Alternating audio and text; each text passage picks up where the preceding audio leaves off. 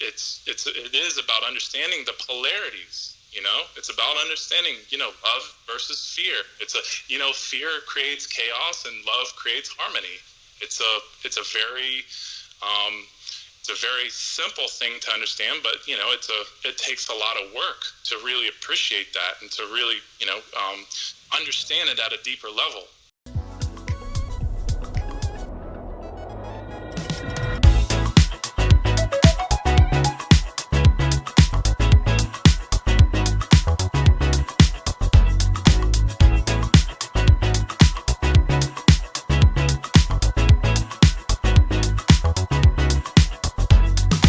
Welcome to I Am Human, the podcast. My name is Gama, Arche. Hey, what's up? This is Efro, Arce. Who do we got, brother, this time? Today we have a special guest, Nate Kap, independent researcher, symbolist, public speaker, founder of the Cubbyhole website, host and editor of the Cubbyhole podcast, with specialized skills in graphics and esoteric art. He is an activist for the natural law rights of sentient life and continues his quest to co-create an evolutionary moral and just environment through the hard laboring depths of agape. What's up, Nate? How you doing, man? What's up, Efro and Gama, sorry. Yeah, don't worry about it. It's all good, man. Here, still in this lockdown and, trying to go through this. What's up with you out there? How is San Diego? Well, same thing. This is very, it's a very interesting time to be alive, to say the least. It's one of those things where these things happen and we as humans try to adjust to, try to figure out like what is really going on here. And everybody wants answers. And, it's just one of those things where it's, you're in search for truth because you want to know, what is really taking place here besides this, COVID-19 situation, this crisis. It's a very, extremely hot topic, and I think it will be for a long time. It's like, I like to look at it as like another 9/11, but on steroids, so to speak. So. That's crazy, man. Like, maybe we can start before going a little bit into that topic. Maybe tell us a little bit about your resume. Like, there's a couple of points, very interesting points there. Like, you consider yourself an independent researcher, a symbolist, using esoteric arts. Tell us a little bit about all of these things that you do. Yeah, so it's hard because it's like, where do I start? Because I feel like to cover all that definitely would be like a whole 8-hour presentation. But I started on this journey of trying to, understand what's really going on in the world a long time ago. And I always joke around and say, back when, when I first had my, awakening was when my parents were coming through the front door, when I was a kid, who believed in Santa Claus, seeing them come through the front door and realizing like, okay, they're the ones that have the gifts and they're the ones who've been telling me that Santa Claus is the real thing. And, I had that belief, a good 5-6 years or whatever. And I just remember, thinking, well, what else is, what other lies are they, telling me? And so then I started becoming a questioner of, what's really going on in the world. And I started to, question everything. And, obviously when 9/11 happened, that definitely got me very interested in wanting to see, other sides of the story and try to, really figure out, the depths that people will go to control populations. And, I know that a lot of what I say is going to be very heavy on this show. So I just want you to understand that, the depth of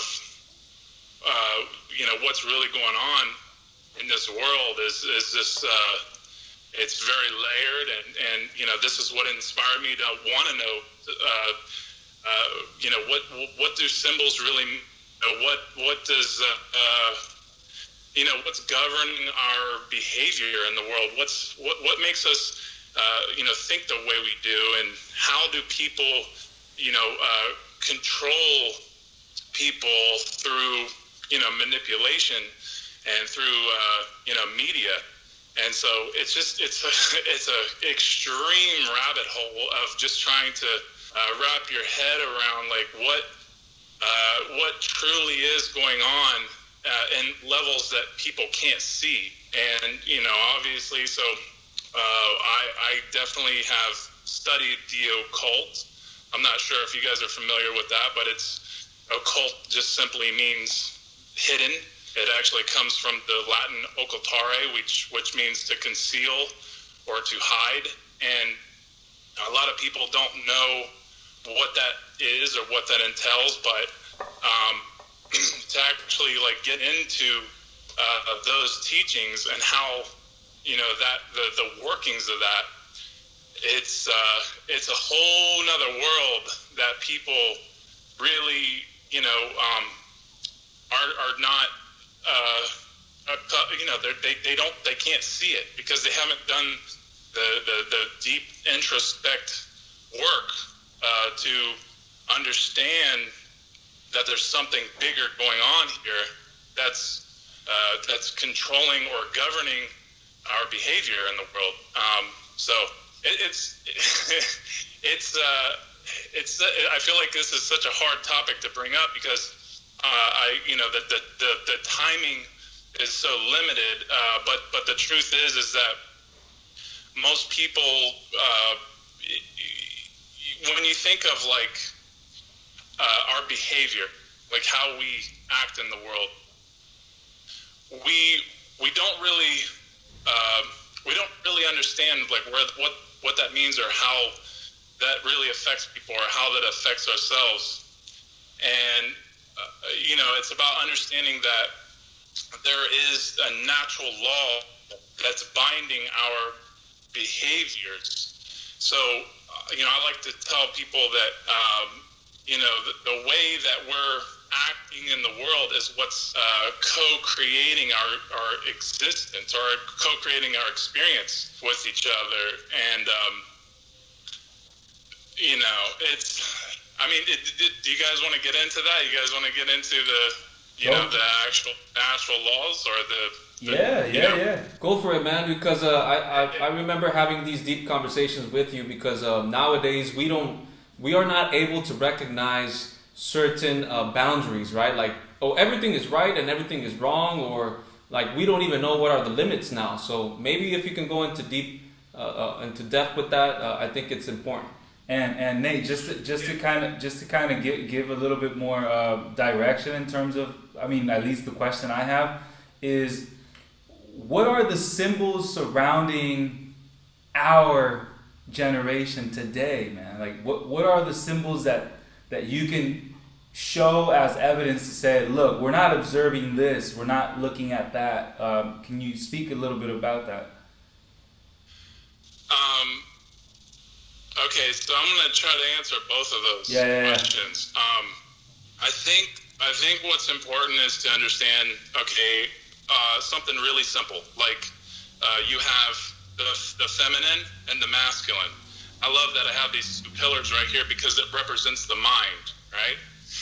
And those are symbols, and those are showing up, right? Yeah. So those are some of the most important things you could ever understand, because those symbols represent two aspects of ourself throughout the whole universe. And that means you have the sacred feminine and the sacred masculine, or, the right and left brain, or you have, when you look at the yin yang, you have the yin energy, which is feminine, and then you have the yang energy, which is masculine. And what are they part of? They're part of the whole. They're part of the whole thing. You know, everything is the whole, or the whole is the one, right? And so you have these two aspects of self, and they're, you know, the sacred, if you're familiar with Hermeticism, then you understand the seventh principle is the principle of gender. And so you have everything in the whole universe has a sacred feminine and sacred masculine aspect to it.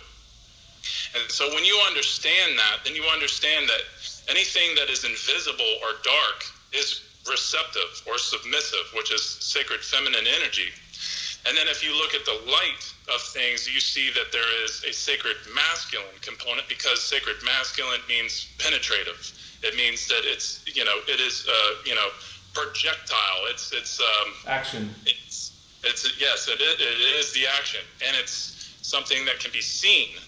So that means that when we understand those two principles and how they are working, the mechanics of them and how they're working in the universe, then we'll be able to really understand, you know, polarities. You know, what is a polarity? And most people, you know, to understand polarity, I believe that's the third principle of Hermeticism, which is, you know, everything has opposites. So you have, you know, two opposites. You could say, like, this is warm and this is cold, right? But it's one and the same. It's the same thing, just like the yin yang.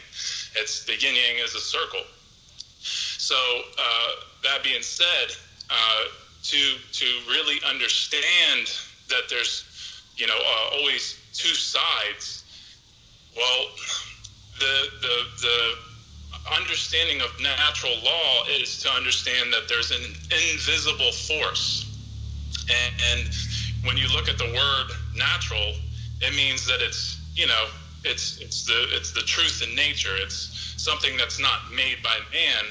And then you have law, which is immutable. It's something that can't be changed. It's law is a binding force. It's not a when we think of law, we think of you know, what man likes to create. But this is a law that can be discovered by you know, truth discovery, which is, if you guys are familiar with the trivium, it's about input, like a computer input, and then you process and you output, right? So that being said, when we're trying to understand the invisible forces of the universe, you can liken natural law to universal law, or you can liken it to karmic law, or, you know, the law of one, or, you know, God's law, if you want to call it that. I'm totally comfortable with using that word because, you know, I understand it as a principle. So that way, when you understand how this law works, it's because you understand the behaviors of human action, which is any action that causes harm to another sentient being, so a being that is able to perceive or feel things. That means that you are, you know, creating a right in the universe. So, like I said, any law that doesn't cause harm, it's an action that does not cause harm, that is a right. And so then, in order to understand that, you have to understand the apoplectic method of like what is it that makes a right in the universe? What makes a human right? And luckily it's a very simple thing that we can, you know, come to realize. And there's seven actions that cause harm to other sentient beings, and that is, you have murder, you have assault, you have rape, you have theft, you have trespass, and coercion, also lying. So basically you have 7 transgressions, or 7 things that go against the law of nature. And when you understand these 7 transgressions, you understand that they're all forms of theft. So, you know, for instance, like with murder, it's about taking someone's life that doesn't belong to you. Or when you think about assault, it's taking someone else's physical well-being that does not belong to you. Thinking about rape, it's taking someone else's sexual consent. Theft, it's taking someone else's property. When you think about trespassing, you think it's about taking someone else's place of dwelling, somewhere where they're staying. You're taking that from them, that space. When you think about coercion, it's about taking someone else's free will that does not belong to you.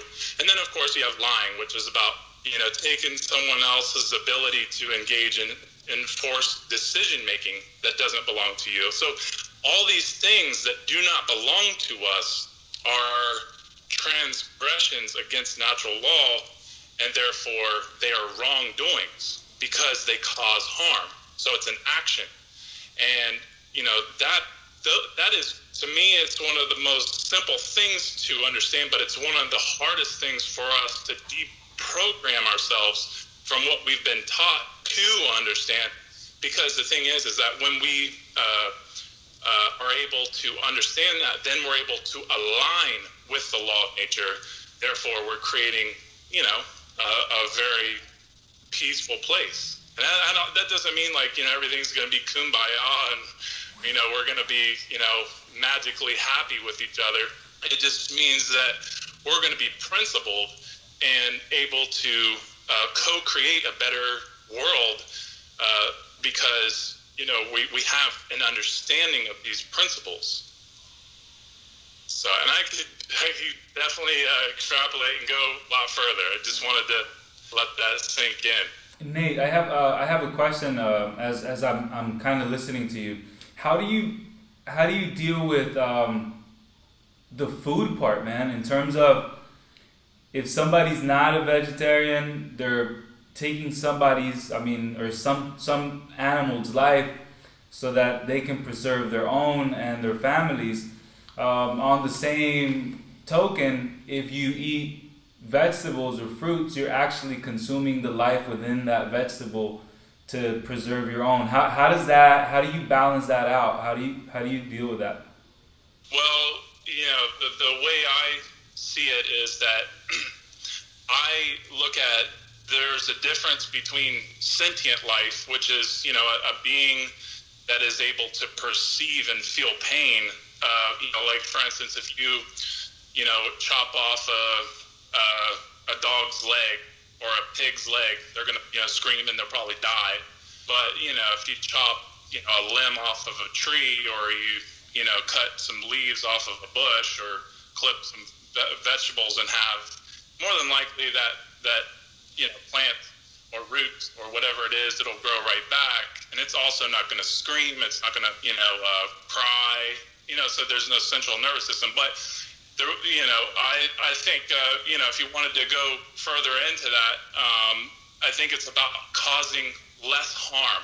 And in the plant kingdom, it's a little different. And when you think about it, and with consciousness, because the plant kingdom actually has a whole network of consciousness that is different than the animal kingdom, because it's a work. They're actually showing, or sharing the whole Earth as their network of communication. So that's a whole other topic, but I'm hoping that I'm helping you understand that. Yeah. Well, I hope I'm answering your question. Yeah. Yo, Nate, so that means that are you a vegetarian or a vegan? How is it that the way that you eat? So my diet has been meatless for at least almost 7 years, and I have not had any dairy for about 4.5 or 5 years. And I did that not really because of dietary reasons. I did it because that I understand that all sentient life has it's about respecting it to a level that what you're trying to do is cause less harm in the world. That's all. And I know that, like, for instance, I live in a place of an abundance. I don't need meat to survive here and now. Now, obviously, if I was living somewhere where, you know, there wasn't any vegetation that I could eat that wouldn't cause that type of harm, I would probably go and, you know, hunt my food if I had to. But I don't have to. So like, because I live in a place where I can go down the street, I can go get, you know, fruits and vegetables and tortillas and bread. Like, I'm cool, man. I'll survive off of that, and I'm very healthy. And I also, you know, I work out and I exercise my mind, and I'm a very I'm very health conscious, and I personally choose not to take something that doesn't belong to me if I don't need to. Right. If that helps. Yeah, that definitely makes sense. I wanted to go into the detail of your resume, which says independent researcher. You know, like right now, I think they consider people, whoever gives a different theory of what the media tells you or what the official narrative is, they consider people who do different type of research, like yourself, like you're given a different perspective. They consider these people like conspiracy theorists, right? And they kind of like put them in this frame where is like this crazy dude with he doesn't know what he's saying. What do you think about that, man? Like, and how does that relate? Do you consider yourself a conspiracy theorist or? Well, I think it's a really great question. I understand the word conspiracy, which is understanding, you know, that it comes from Latin, which is, you know, con is together, and spiracy is spirare, which means to breathe. So it's about understanding that we're breathing together. We are breathing the spirit together to question things, to have like common sense that like something is wrong here, and we're coming together to try to figure this out. And of course, it's a theory for a reason, because, you know, there might not be enough evidence to prove that this, to laity, there's not enough evidence to prove that this thing is really taking place. But the thing is that you have enough evidence to say, like, okay, common sense says, like, oh, there's definitely something going on here. I might not have the answer, but there's definitely something really happening here that it's very important that people need to be aware of.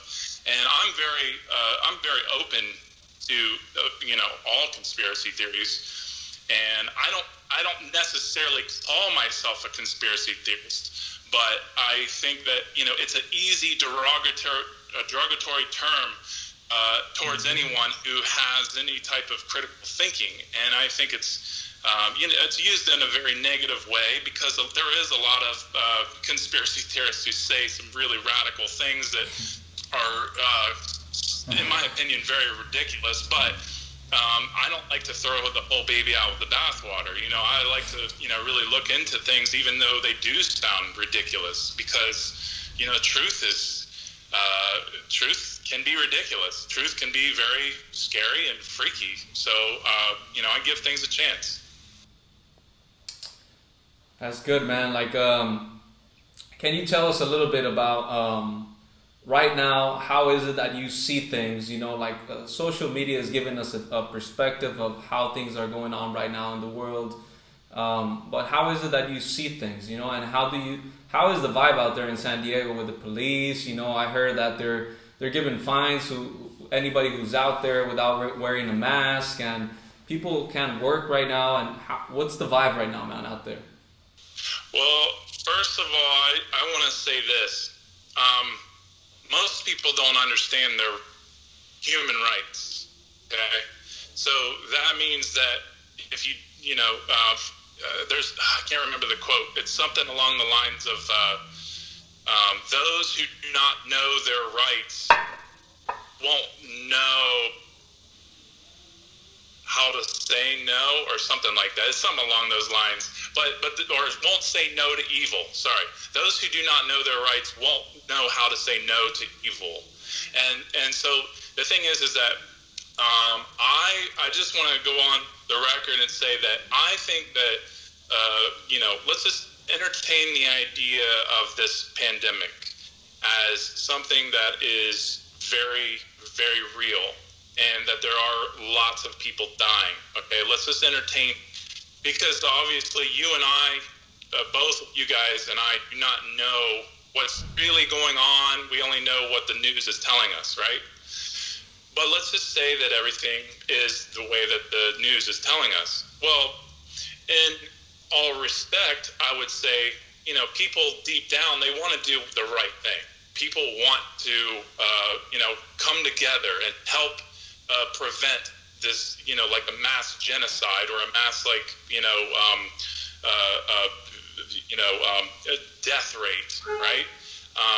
And I think that people mean well with that, and me too. Like I feel that way. I feel like, hey, we definitely should come together as a nation or as a people and try to prevent this thing from spreading and becoming something very deadly.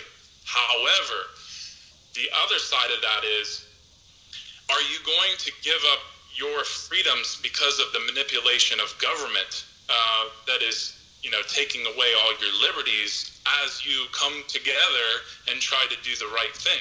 See, and so it's a double-edged sword, and because I've studied enough to know that these, government entities or these elitists have done massive amounts of destruction and murder and complete coercion against everyone's, natural rights across the globe constantly for thousands of years. But more importantly, in the last 300 years, it's so important to realize these people are still in power and they are still doing the same thing. And, to think like they're on our side and we can trust them, that's where we get into major trouble. So that being said, it's important to realize, when someone says you can't go to the beach and get your vitamin D that is essential for you, and I'm going to give you $1,000 if you try to come on this beach. Well, you are really you're coercing on someone else's free will choice to do the right thing, which is to go and get your sun, because everybody needs that. That's one of the killers of any virus, is to get sunshine, to get vitamin D. So, and that's not me saying that I'm some kind of doctor or biologist. It's because I've actually looked into these things. I've listened to many doctors, many biologists say the same thing. You have to get your essential vitamin D because it's very important for your immune system. But, if you go to the public beach right now, you can get $1,000 fine, which is totally, in the States, it's unconstitutional, for one. And for two, it completely goes against your natural right as a human being. And, but the thing is that it's, people, have bought it's not that it's a lie, but it's a manipulation of something that has happened. There really is this, virus going around probably. I've seen, many stories. So I do believe that something really is going on, but it's a manipulation. And that's what people have to understand. We are being manipulated. Our liberties are being manipulated in every country, especially this one. So what? Go ahead. Sorry, Nate. What is the advice you give them for people to deal with this? Like, how, if they are in their right to go out and get some vitamin D, but there's a $1,000 fine. How do you recommend somebody to still get their vitamin D, or or fight for their rights? Like, which fight should we take on right now? That's a very good question. And my advice is, one thing we still have left somehow is communication. And that means that we have this right here, spreading this type of information, having these type of dialogues, because a lot of people, we still have it. We still possess a way of transferring data between each other that's going to help each other recognize, like, hey, I'm a human being. I have a right. Now, obviously, like, think about this for a second. Most people, whenever they get the flu, they don't go, around other people on purpose. Like, they don't purposely go out and be like, oh, I'm going to give you the flu. I'm going to, get you sick. And so the thing is like, we've always been that way, and we've always been, I would say most of us are very respectful in that way. I know I am, and I know other people that are, right? And here's the other thing. Like, think about in 1976, there was a swine flu pandemic. You remember that? I read about it. I wasn't alive. Are you guys familiar with that? Excuse me? Sorry, you got to breaking up. Yeah, can you say that again about the swine flu?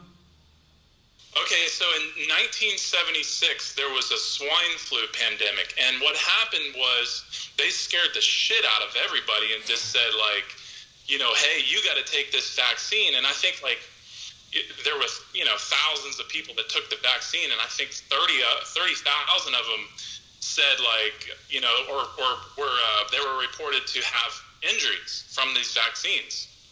And so it paralyzed like a few really famous actors that got it, and then I don't know if you guys are familiar with Mary Tyler Moore, but she was like, I'm not taking that vaccine, and she never did, and she never got sick or never had any reaction to any flu vaccine. And see, a lot of people are so they believe in science or scientists so much that it creates a religion called scientism, and and that's one of the biggest dangers in this world, is that like anybody who wears a lab coat or who talks about any type of sciences is somehow like God, and they know everything and they know what's right for you, and that's not true. And I mean, we could also get into maybe not on this show, but like, eugenics. And that's exactly what Bill Gates is. He is a eugenicist. And I don't mean to, name drop on here, but it's just like, it's obvious in the effects of what that guy's, his agenda is with these vaccines. He wants 7 billion people to take vaccines before we can actually go out and be with each other and be in groups again, and to me that's like, I mean, first of all, the guy says he wants to depopulate the whole world, right?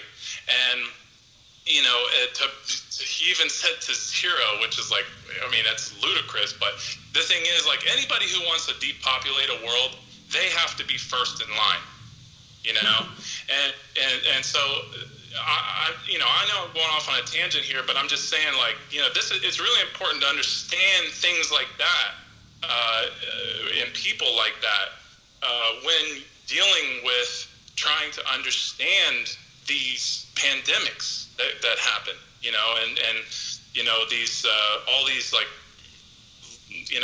crazy rules and regulations that come with it. Yeah. It's you guys should look into, psyops, like, anything that's going to stir the population into a certain direction. You can just see it through the effects or the actions of, like, things like this that are taking place. Let me just sound some Nate. And it's funny how they've assigned Bill Gates to all of the whole health topic when he couldn't even take care of the viruses going in through Microsoft. No, it's just. I love that. I love that. Yeah, that's so true. It's so crazy. We have all our faith in someone who couldn't even, find a cure or a vaccine for all the viruses in his own program. Yeah, man. And I think people don't even understand like the basic definitions of, let's not even go into deep into biology or anything. It's just like they don't even know what is a virus. If you ask any type of person, like, what is a virus? How does it work? What is a vaccine? What's up with the immune system? How does the immune system work? Bruce Lipton talks a lot about these things that, and we don't even question ourselves these things, not even from ourselves, we don't even research on the internet. We don't even look for anything. It's whatever the official narrative is, let's take it. Oh, vaccines for everybody. Let's just take it. And the worst thing is that everybody's under fear. That's when people are really weak and they say yes to everything, right? Like, it's because of the ignorance and it's because of fear, right? Scientism, too, also, yes. So yeah, that's the new religion right now, right? Like, those are the new priests. They'll tell you the truth. Right. See what a lot of people don't understand is that we have been definitely controlled by three major religions in this world for thousands of years, which include Judaism, Islam, and Christianity. And all you got to do is just look at the three places where all these crazy things are happening. Like you look at Mecca, right? You look at so Mecca would be Islam, then you look at Jerusalem, which is Judaism, and then you look at the Vatican, which is Christianity or Catholicism, right? And so these three major places are the controllers of this world. But see, what you have to understand is it's about balkanization, which is breaking these religions down into sections, like turning the like political world, which is like the left and the right, the Republicans versus the Democrats, which is like, or you could say the Christians versus the atheists or the Muslims. So it keeps breaking down and breaking down. Then you realize government is literally just another religion. It's another religion because it's the religion of authority. And that's exactly what we used to give to these other major religions. And it's when we're giving authority to anyone other than the law of the universe, then we're handing over our rights as humans. And because no other man has a right over you or a right over me. I don't have a right over you, and you don't have a right over me. So what makes us think that anybody else has a right over us as a government or as a religious institution? And so that's really where it comes from. That's what has to be understood. Is like just even the word religion. Religion is from Latin is religare. Religare is to tie backwards to thwart forward progress, and and that's about understanding consciousness, because it's being tied back from raising in consciousness. And people want to say, religare means to reread. It's like, no, then you don't understand Latin. And then that doesn't even make any sense anyway. So to reread, you think religion just means to reread? That would be such a silly thing to say about any of these religious institutions. Like Christian religion, it means to reread. It's like, no, that's not what that means. Yeah. It's a binding, it's a binding mental construct that holds us back from seeing the bigger picture. And that's something that's so vital to understand. And then that goes hand in hand with government. when you look at the word government and you break that down, it's gubernare, which means to control, and then ment is ment or mentis, which means mind. So it's like governmental. It's a control the mind. And when you can, when you understand how that works, when you understand that is what government is, then you understand how government is basically just another word for religion. And it's it's a mental slavery, and it is what's controlling us because of the belief and authority of man. Of course, even if we look at like Adam and Eve, the story, the forbidden apple was exactly that, to think, man. And so you just imagine the program of saying, look, these guys, they got the beat down by God, and they got exiled because they ate from the forbidden apple, which is, to think, man, which is crazy. And at the same time, what I observed today is that it's not being imposed per se. People are actually demanding for this to happen, right, because they're afraid, right? Right. Fear is the opposite of love. And so if we don't find ourselves in love, if we don't find ourselves, standing up for who we truly are as human beings, then we don't love. We're in total opposition to love. We're in fear. And obviously, I'm not trying to be black and white about that, because I do believe in degrees, because I think that the more that we know, the more that we do stand up for what's right. It's not that we have all the answers, but what we're trying to do is we're trying to do the right thing. We're giving our best, and I think that, that really does say a lot about someone who truly cares and does have love. And it is about understanding the polarities. It's about understanding, love versus fear. Fear creates chaos and love creates harmony. It's a very simple thing to understand, but it takes a lot of work to really appreciate that and to really understand it at a deeper level. Yeah. Wow, Nate. What would be your closing advice, man, for all the people just hearing us and say, this is overwhelming. Where do I start? How do I get myself enrolled in this? How do I get prepared? How can I understand just the world I live in better? What would be a great advice from you? Well, it's something that I really deeply care about, which is the truth, because it is like what they say in the Matrix. The truth will set you free. And if what is it that we truly want in this life? Do we want freedom? Do we even know what that means? Well, I would say the best way to start out is always question things. And if you want to know the truth, there are methodologies that have been around for thousands of years, which is the trivium, the science of the trivium and the science of the quadrivium.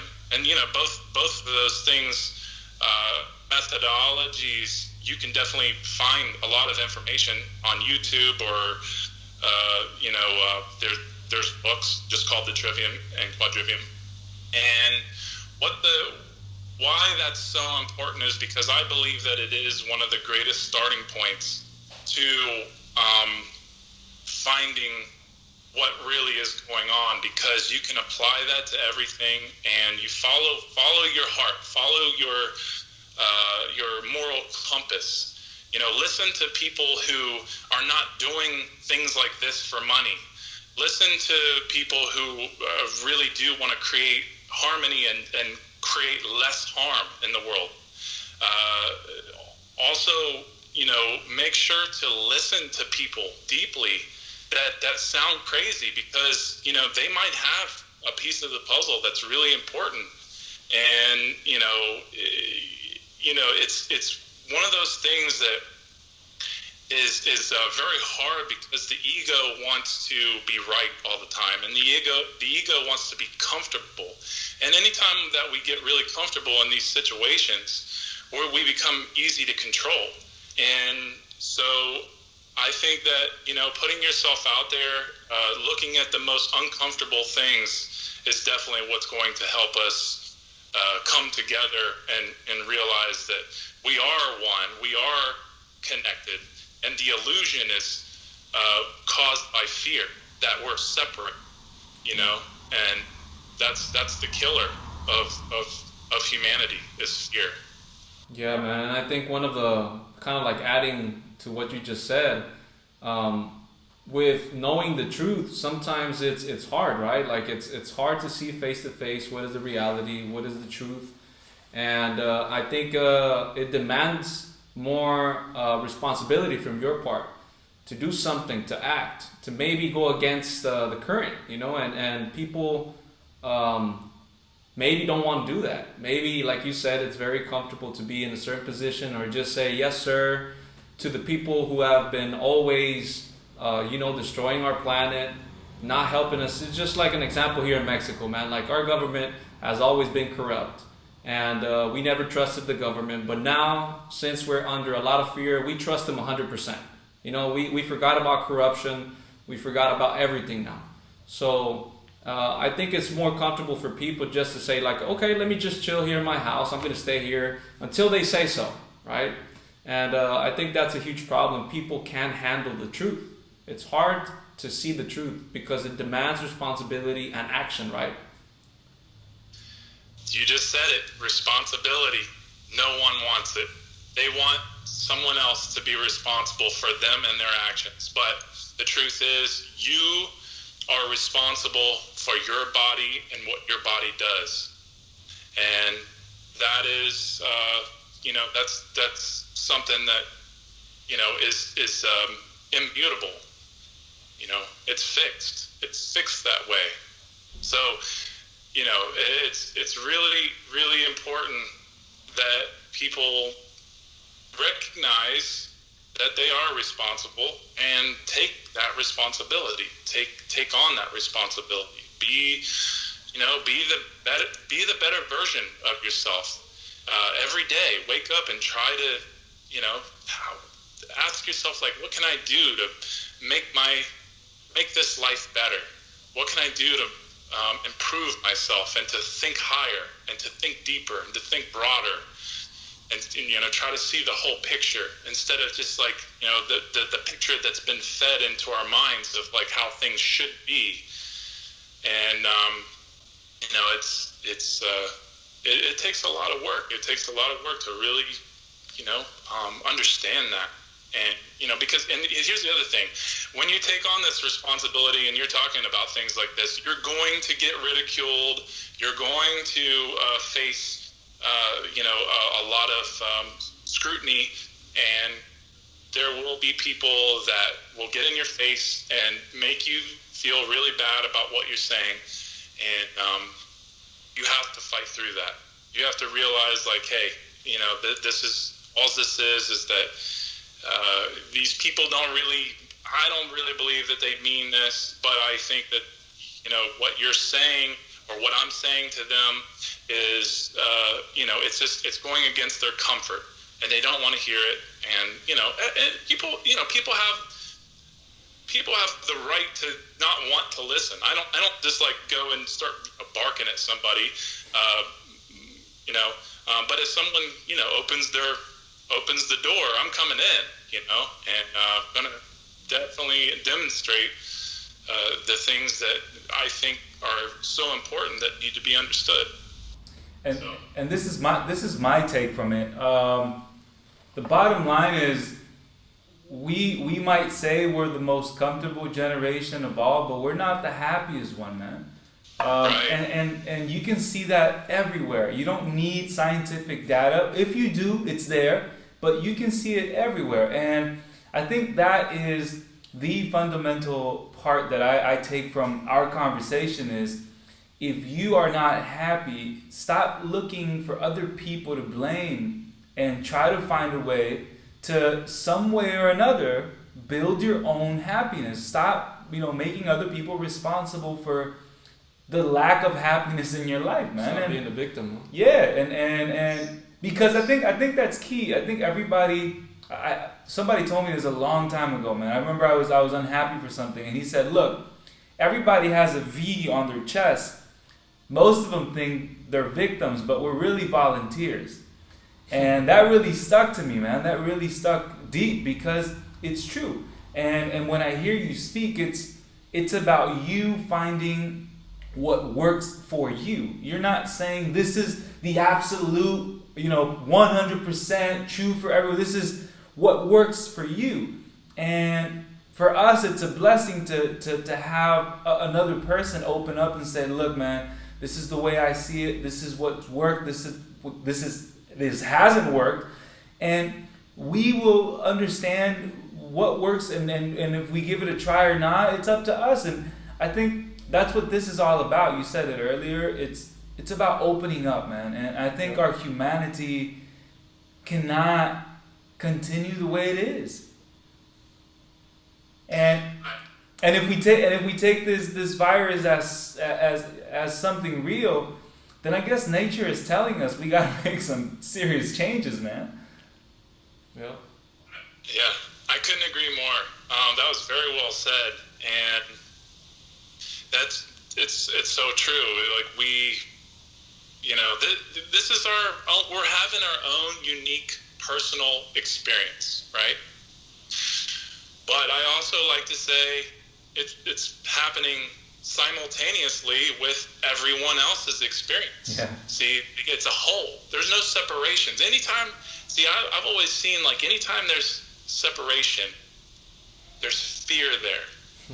And so whenever I hear myself say, like, "Oh, this is the divide and has to be this way," or we're not having our own unique experiences, this is just one whole thing. It's like,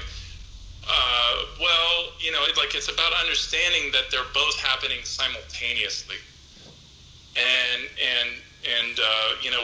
I like to look at us as fragments of the whole, right? It's like the universe is having an experience through each one of us as, some kind of, like testing out everything that could happen, every possibility. And so it's, we are definitely a collective consciousness, but we have our own consciousness as well, right? And so that's why I like what Buddha says is like, he says, the more awake you are, so does the rest of the world awake, right? So it's about, like, understanding that, you are going to, it's like what Bruce Lipton gets into. It's about, like, when you change your biology, the biology around you changes, and and the energy of other people changes around you, and so you are powerful, and you do have that power to be a leader and be inspiring to others to want to do something similar, and obviously that can. I do my best to never come off preachy in that way, but because it is easy to become that. But I think that's it's just important to do as Gandhi said: be the change that you wish to see in the world. You don't need to really say much; just be that leader. Be that own individual leader. Yeah, man. Well, Nate, it's not fair because we have very little time. 1 hour. It's for all the topics that we could have discussed and talked. There's so many things that we could have talked and that we missed. Right. At the end of the day, our message is just to start. Continue being positive and leave the fear to the side, and overall, if everybody wants to do their own individual homework, they got to do it their own. You know, it's not for them to believe us 100%. We just want to throw information out there and inspire people. And thank you for helping us to transmit that message, man. It's been a blessing talking with you, and you know.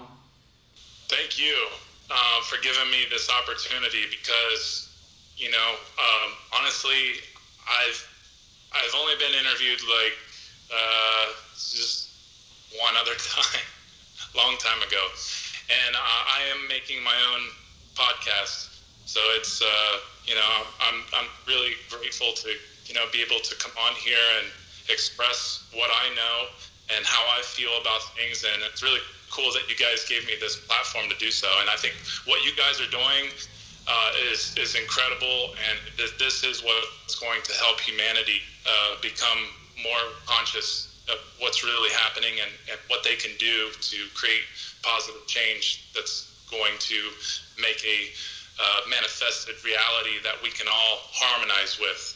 So I thank you guys deeply. Thank you so much, Nate. Thank you so much. Thank you so much for your time and your knowledge and your experiences, man. Thank you. Thank you, brother.